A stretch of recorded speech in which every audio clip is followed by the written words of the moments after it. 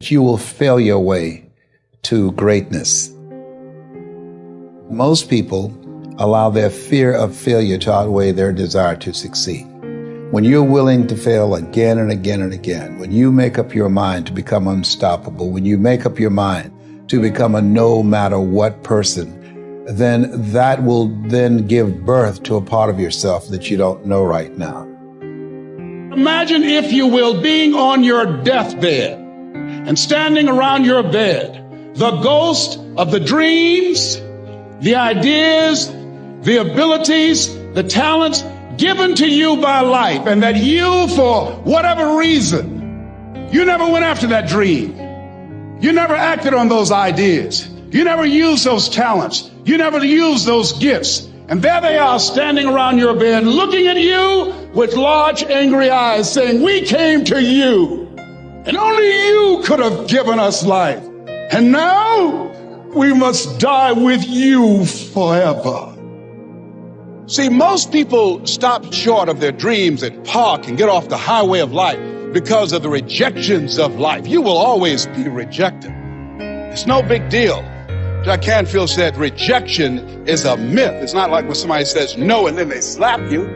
No, it's just, to me, make no your vitamin. Get excited about the no. Why? Because every time someone says no, that brings you another step to a yes. You're getting closer. Trust me, you will win if you don't quit. You will win if you don't quit. Even a broke clock is right twice a day.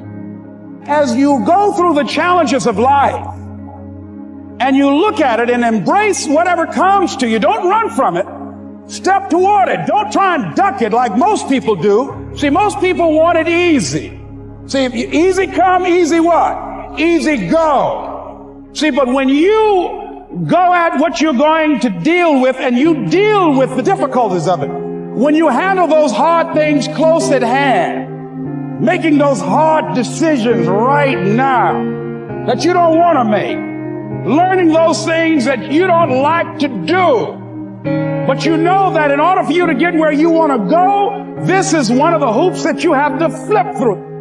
And I'm saying to you, whatever you got to do it, because if you don't, life is going to whoop you until you surrender. You have something that you brought to the universe, and that if you decide that my life deserves my developing this what I do well, and becoming the best at it, and mastering myself, and seeing what I have within me, if you decide to drop your buckets where you are and develop your gifts, I grant you, you'll never ever be without. I grant you that your gifts will take you places that will literally amaze you. I grant you that if you begin to work to develop your gifts, you'll develop a strong sense of happiness. You'll get a larger vision of yourself, because part of beginning to get a larger vision of yourself, all of us need some area of our lives where we can have a feeling of competence. That people know when they think about this area, that's something you do. That you eat and sleep that. And that you do that. You do that. Changing is not easy. That changing your life, changing habits, reinventing yourself, picking yourself up after life has knocked you flat on your back. I've got to say, when life knocked you down, try and land on your back, because if you could look up, you could get up. Well, that sounds cute, but that's not easy. When I was diagnosed with prostate cancer 17 years ago, that first time that happened, I said, hey, I can handle this.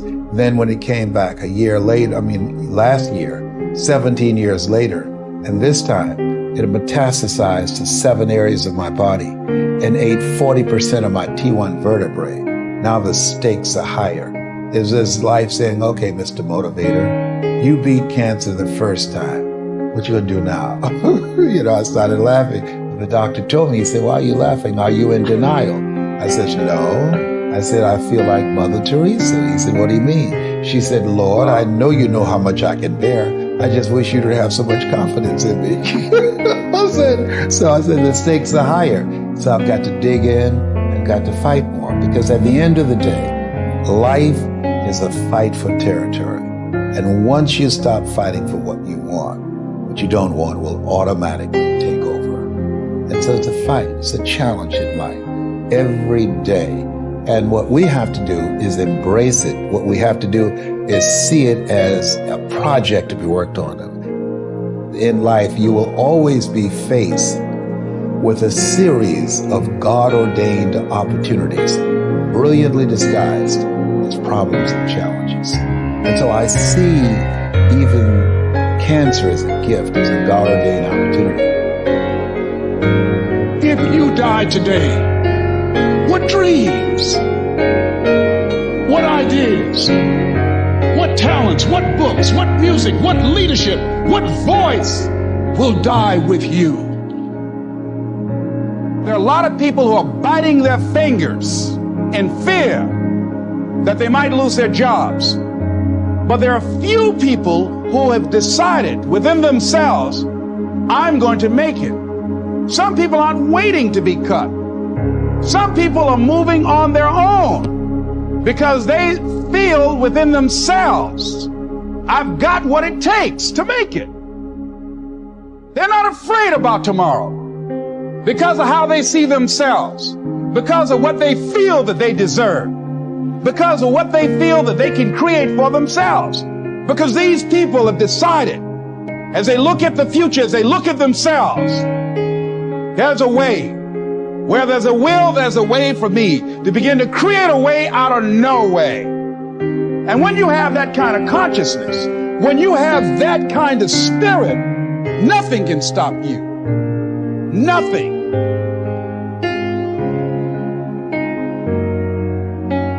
There's no secret to success.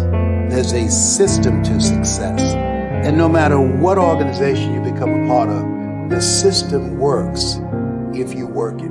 If you don't work it, it won't work. But it works if you work it. And that's one 4-letter word that most people don't like. They're not willing to work. There are winners, there are losers, and there are people who have not discovered how to win. And all they need is some coaching. All they need is some help and assistance, just a little support.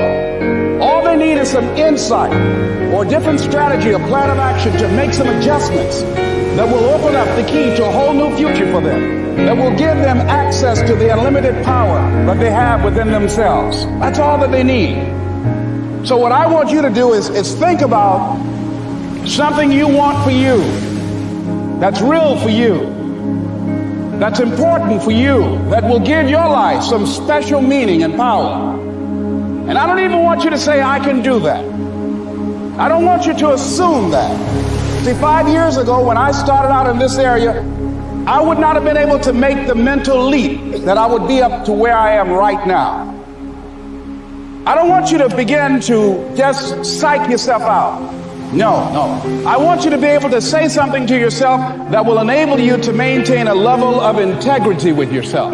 That when you say this, even when you face tremendous setbacks, it will be a benchmark to keep you in the game, to keep you moving forward and experimenting and readjusting your strategy and your plan of action, continuously looking for ways to win. I think we have to reflect on, who am I?